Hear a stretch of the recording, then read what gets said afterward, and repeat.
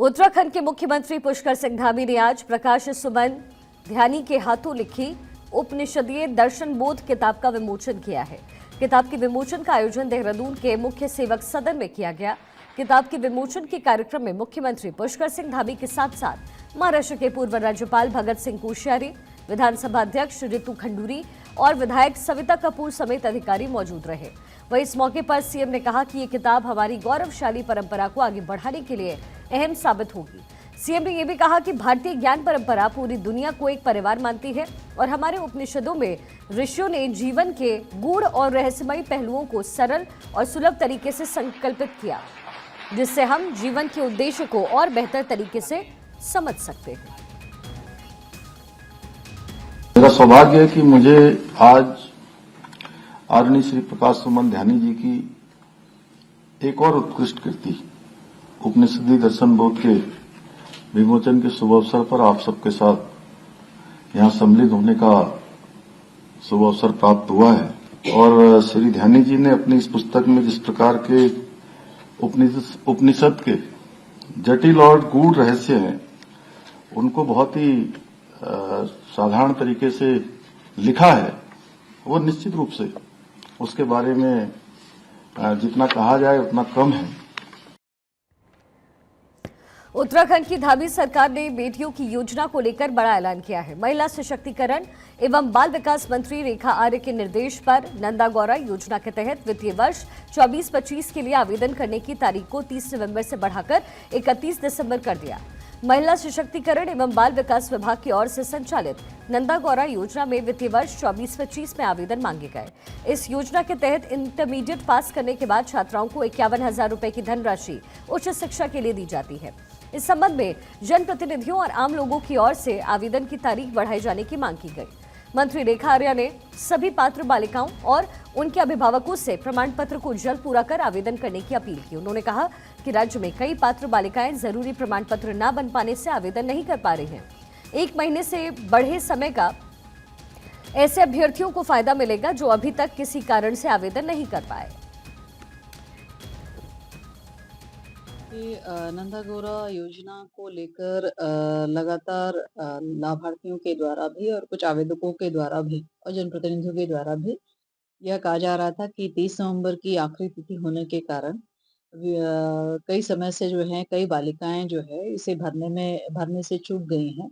चूंकि ये प्रक्रिया ऑनलाइन है तो कुछ लोगों को इसमें दिक्कतें आई हैं, जिसके कारण से समय वृद्धि के लिए कहा गया और उनके अनुरोध को स्वीकार करते हुए 31 दिसंबर तक 1 महीने का जो है इसमें समय वृद्धि कर दी गई है, ताकि अधिक से अधिक आवेदन जो है वो 12वीं पास की हमारी बालिकाएं हैं वो कर पाए। मुख्यमंत्री पुष्कर सिंह धामी के निर्देश पर प्रदेश में पहली बार 60 साल पूरा होते ही 61 बुजुर्गों की ऑनलाइन पेंशन मंजूर की गई। मंगलवार को सीएम ने सचिवालय में सितंबर 2024 से अक्टूबर के बीच 60 साल की उम्र पूरी करने वाले कुल 61 लोगों को ऑनलाइन माध्यम से वृद्धावस्था पेंशन जारी किया।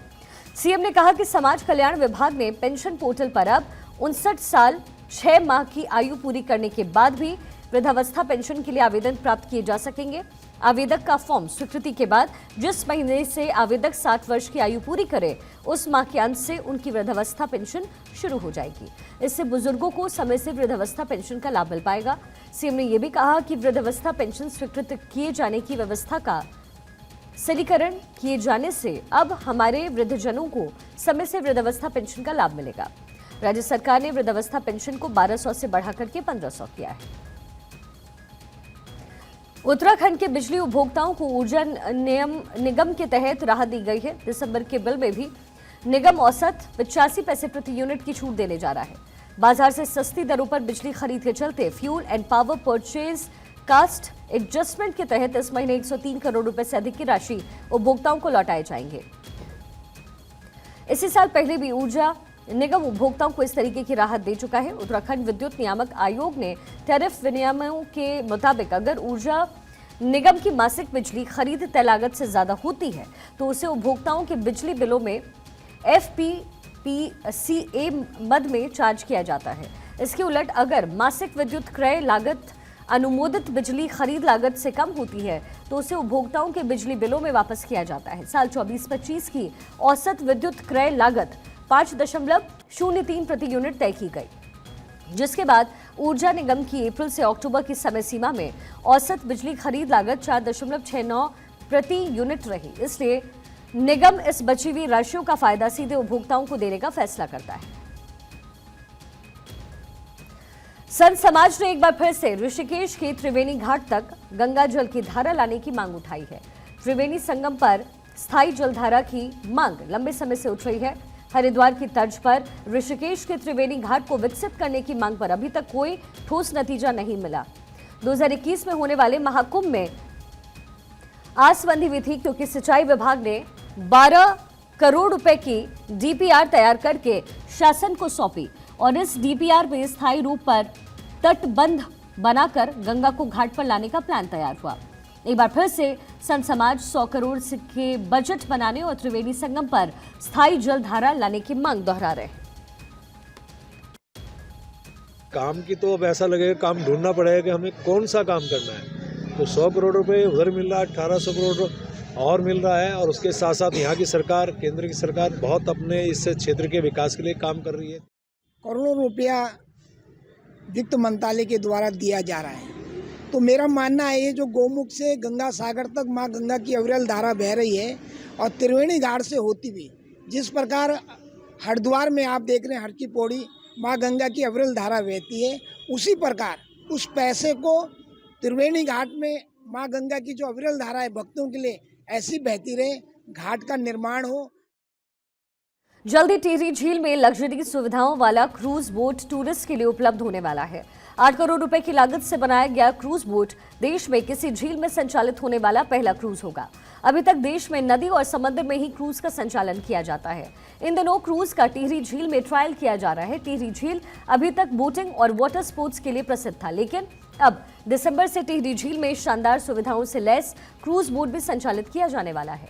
सुविधाएं क्या होंगी, जरा आपको ये भी बताते हैं। 12 लग्जरी कमरों सहित क्रूज में रेस्टोरेंट और डेक की सुविधा मौजूद रहेगी। इसमें पर्यटकों के रहने के अलावा छोटी मोटी पार्टियों की सुविधा होगी। लगभग 8 करोड़ रुपए की लागत से क्रूज को तैयार किया गया है। क्रूज की छत को भी पहाड़ी शैली के अंदाज में बनाया गया। इसमें एक कमरे का किराया लगभग 40,000 रुपए रखा गया। डिवाइन क्रूज का इन दिनों ट्रायल चल रहा है और इसी महीने से इसका विधिवत संचालन भी शुरू कर दिया जाएगा। जिला पर्यटन अधिकारी के मुताबिक क्रूज का ट्रायल इन दिनों किया जा रहा है और कुछ जरूरी एनओसी मिलने के बाद इसी महीने से इसका संचालन कर दिया जाएगा। क्रूज के चलने से टिहरी झील में देश विदेश के पर्यटकों को एक बेहतर ऐसी जगह मिल सकेगी जिससे वो नेचर का लुत्फ उठा पाएंगे। किसी भी झील में संचालित होने वाला ये देश का पहला क्रूज होगा।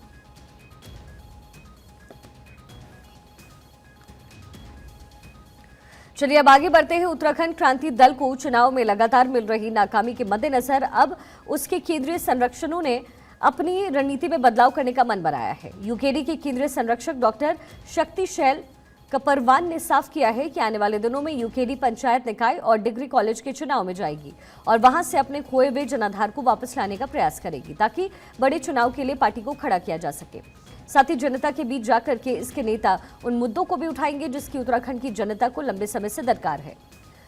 दल राज्य के स्थानीय मुद्दों को लेकर के जनता के बीच हो जाएंगे, जिसमें रोजगार, पलायन, मूल निवास, भू कानून के साथ परियोजनाओं में राज्य की 70% हिस्सेदारी भी प्रमुख रहने वाली है। एक्शन प्लान होगा। हम ग्रास रूट पर काम करना चाहते हैं। पार्टी की एक पॉलिसी थी और मैंने भी खुद ही इस प्रस्ताव को पारित कराया था कि हमको पंचायत और नगर निगम का वार्ड और डिग्री कॉलेज स्कूलों पर ध्यान देना चाहिए। 3 जगह बड़े चुनाव को हम पीछे छोड़ें। जो बेसिक जो हमारा जो क्षेत्र है, छोटे छोटे चुनावों को हमें जीतने की आदत डालनी पड़ेगी, क्योंकि पार्टी बहुत बार चुनाव हार चुकी है। हम छोटे चुनावों को जीत सकते हैं क्योंकि उसमें कम साधन लगते हैं, पैसा कम लगता है।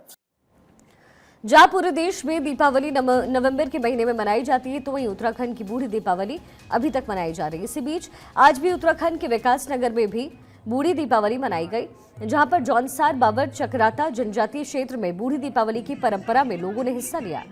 जौनसार बाबर के लोगों का मानना है कि जिस वक्त श्री रामचंद्र जी रावण का वध करके अयोध्या वापस आए तो पहाड़ी इलाकों में तकरीबन 1 महीने बाद लोगों को जानकारी मिली। इसकी खुशी में इन्होंने 1 महीने के बाद दीपावली मनाई, जबकि वहीं कुछ लोगों का कहना है कि जिस वक्त नई दिवाली मनाई जाती है तब समय फसल काटने का होता है, इसलिए ये 1 महीने के बाद बूढ़ी दिवाली मनाते हैं। इसी बीच आज डॉक्यूमेंट्री निर्माता और निर्देशक जयप्रकाश अपनी टीम के साथ जौनसार बाबर की बूढ़ी दीपावली को अपने कैमरे में उन्होंने कैद किया। जहां दातनू गांव पहुंची टीम ने पारंपरिक वेशभूषा में महिलाएं और पुरुषों के साथ बूढ़ी दीपावली मनाई। यहां पर बूढ़ी दीपावली का त्योहार अगले 5 दिन तक मनाया जाएगा, जिसमें कई तरीके के कार्यक्रम का आयोजन भी किया जाने वाला है।